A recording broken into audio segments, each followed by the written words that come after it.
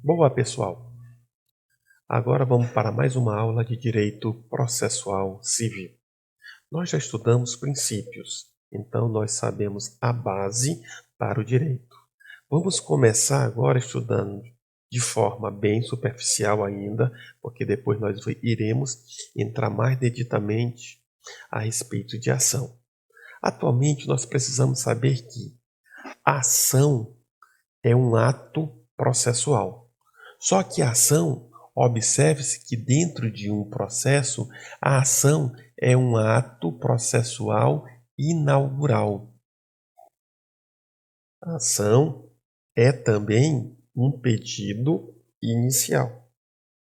Tudo começa com uma ação.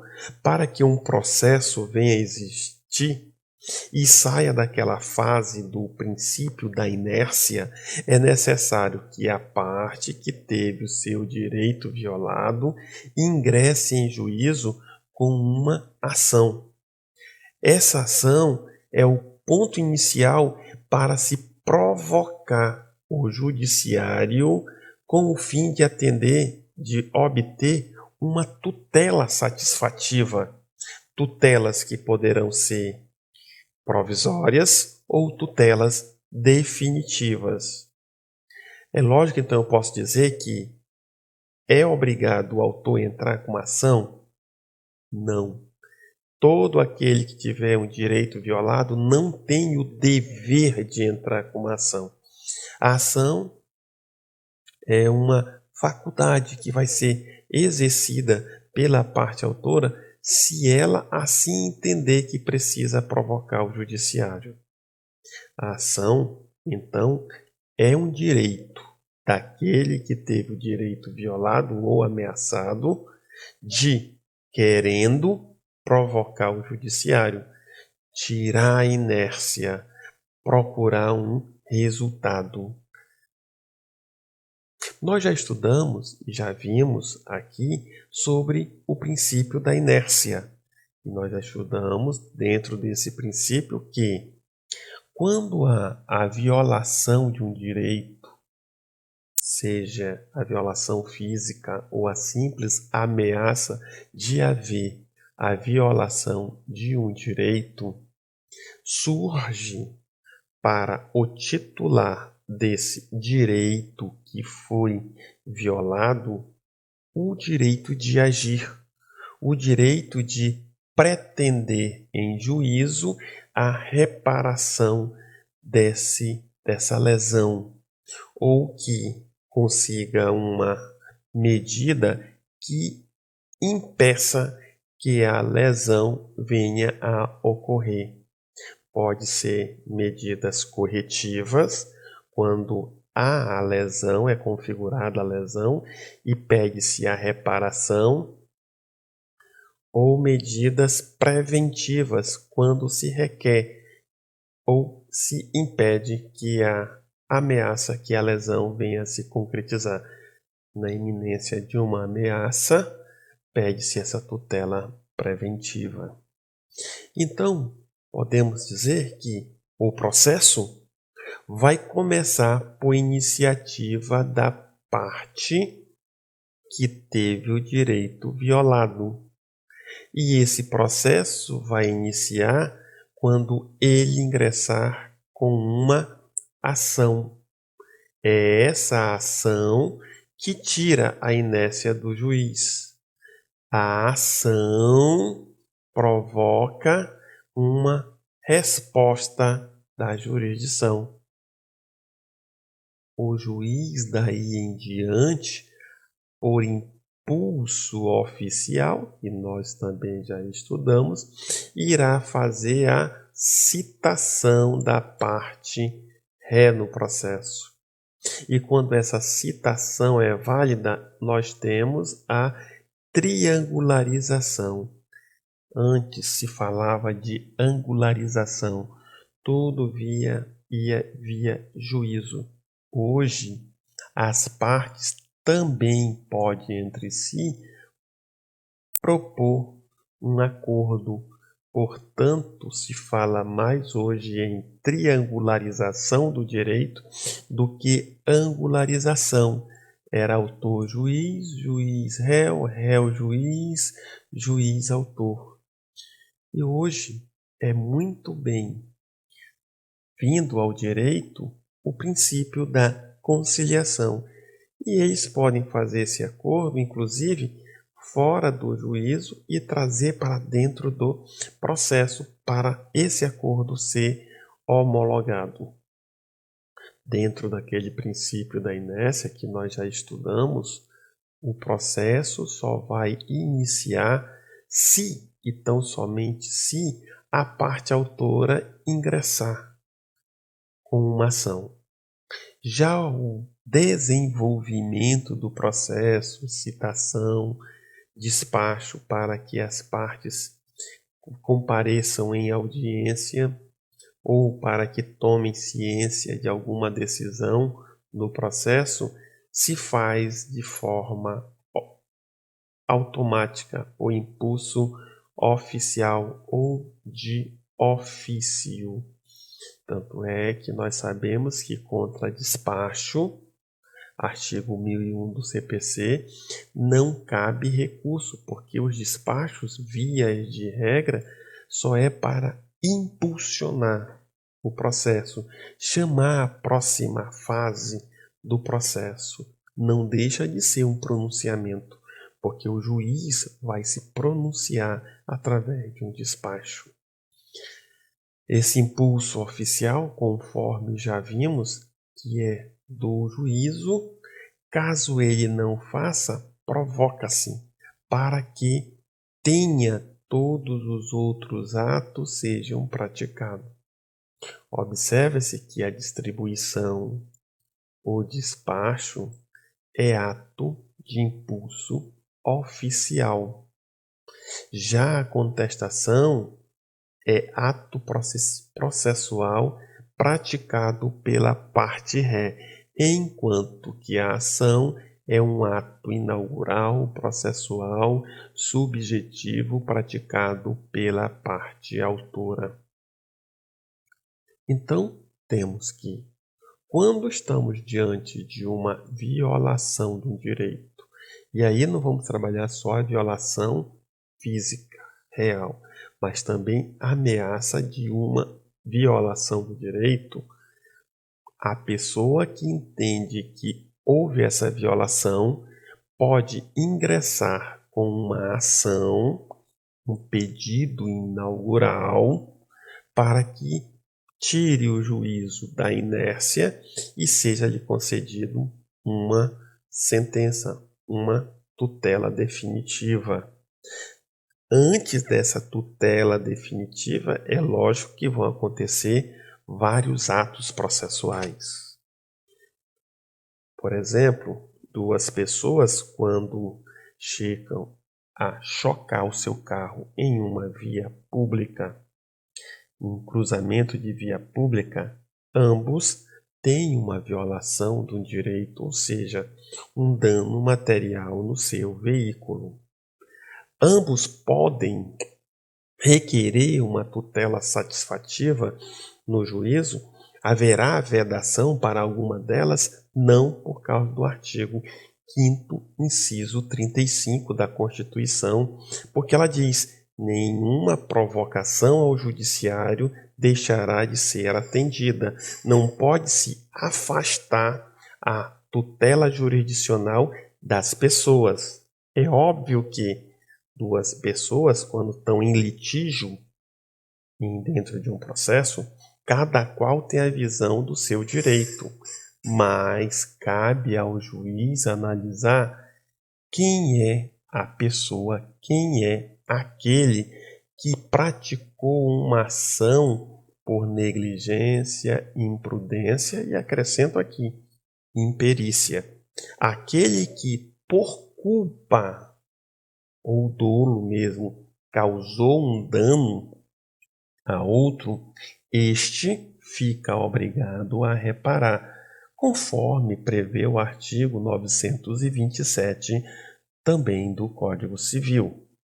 É lógico que o juiz, através das provas, lembra que nós falamos do princípio o princípio da ampla defesa e do contraditório.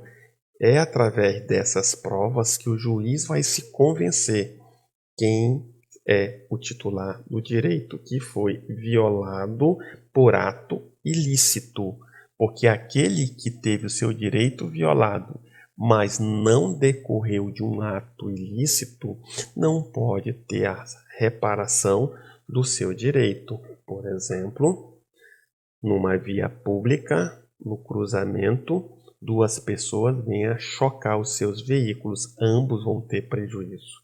Mas um violou a norma, alguém violou, aquele que violou deu causa a um prejuízo que é suportado de forma injusta por uma das partes. Então, qualquer um deles pode requerer no juízo, porque não pode haver uma vedação de se recorrer ao juízo para ter reconhecido ou não o seu direito. É lógico que esse ato ilícito, conforme preceitua o artigo 86, ele decorre de ações que pode ser voluntária ou uma omissão voluntária. Observa-se que aqui ele teve a vontade de praticar. E às vezes mesmo a omissão involuntária, mas houve uma negligência, também vai ser analisada. E observa que nessa culpa eu tenho a negligência, quando ele deixa de fazer algo que é necessário, a imprudência, quando ele sabe que pode ocasionar o dano, mas mesmo assim é imprudente, vai à frente, ou a imperícia, quando não tem habilidade. E isso, quando o ato ilícito causa, pode dar um prejuízo, um dano a alguém, que pode ser um dano moral, uma ação voluntária, um dano material, afetivo, que nós vamos ver isso mais no direito de família, um dano estético nas relações profissionais, e hoje que vem ganhando muita espaço dentro do direito, dentro da jurisprudência, o dano espiritual, como naquele caso do julgamento da Gol, que nós percebemos ali a primeira vez se falar em um dano espiritual que foi invocado em um processo. Então, dali eu tenho os legitimados. O que teria a ser essa legitimar ou interesse de agir? A legitimidade ou interesse de agir. Legitimado é aquele titular do direito violado ou do direito que está sendo ameaçado, seja ele ocorreu a lesão ou a ameaça de ocorrer uma lesão. O direito está sendo ameaçado de ser violado ou foi violado. Daí surge, com a violação, a obrigação de indenizar, ou com a ameaça, a obrigação de não fazer ou de fazer para evitar um ato, de evitar um prejuízo. E na obrigação de indenizar, nós vamos ter a obrigação de dar. É lógico que, conforme vimos, a omissão ou ação voluntária, seja por negligência, imprudência ou imperícia, podem violar direitos, mas tão somente vai ser proposta uma indenização se houver dano. Não havendo dano, não há de se falar em reparação civil. Reparação civil é quando alguém deixa de cumprir um dever e causa dano a outrem. Então, o juízo vai descobrir, através das provas, quem foi que teve o dano lesado. Ele vai descobrir quem é aquele que está obrigado a reparar um dano que causou. Dano esse causado por ação ou omissão voluntária, seja por negligência ou imprudência. Dano esse, ação essa, que violou direito. Legitimidade. Então vamos verificar o artigo 17. Para postular é necessário ter dois elementos: interesse e legitimidade. Observa que eles são distintos. Em outras palavras, olha, para postular, o que é postular em juízo? Para postular em juízo, eu posso propor uma ação, eu posso, como réu, contestar, ou como parte em um processo, manifestar, ou como parte contrária, impugnar o que foi apresentado. Como terceiro, também eu posso opor embargos. E também, como parte interessada, eu posso interpor recurso. Tudo isso são espécies de postular em juízo. Então, para postular em juízo, é necessário ter interesse. Postular o quê? Postular a violação ou ameaça do direito. O que é que eu vou postular em juízo? Um pedido de reparação ou um pedido de ameaça? O que eu vou contestar? O não pagamento ou não ser o autor dessa violação ou dessa ameaça? E quando eu trago legitimidade, aquele que causou é legítimo para reparar o dano, conforme nós vimos no artigo 927. Aquele que teve o dano, a violação, o ato ilícito, 189 com 186, tem, do Código Civil, tem a legitimidade ativa, a legitimidade de ter a reparação do dano que sofreu de forma injusta. Interesse jurídico, nós vamos estudar mais à frente com mais detalhe a respeito disso. A priori, vamos trabalhar com legitimidade e interesse. Interesse eu vou ter que ter necessidade e adequação. É lógico que, passando mais um ponto, que o artigo 89 diz o seguinte, olha, é um direito subjetivo daquele que teve uma lesão fazer uma pretensão em juízo, mas ele não pode ficar ad eterna querendo essa pretensão. Ninguém pode ficar sobre essa insegurança daquele que teve o direito, ficar dizendo, olha, eu vou entrar com uma ação, mas nunca entro. Isso tem um limite, por isso que o próprio artigo 89 tratou da prescrição. É lógico que, então, que petição inicial tem tempestividade. Tempestividade é ingressar com a medida jurídica reparatória dentro do prazo que alude o artigo 205 e 206 do Código Civil. Após isso, há a prescrição. E a prescrição é uma matéria de ordem pública que condiciona, que dá à parte ré o direito de provocá-la a qualquer grau de jurisdição, seja em primeiro grau, diante do juízo, em segundo grau, nos tribunais regionais ou nos tribunais superiores ou Suprema Corte, qualquer que seja o grau, primeira ou segunda instância.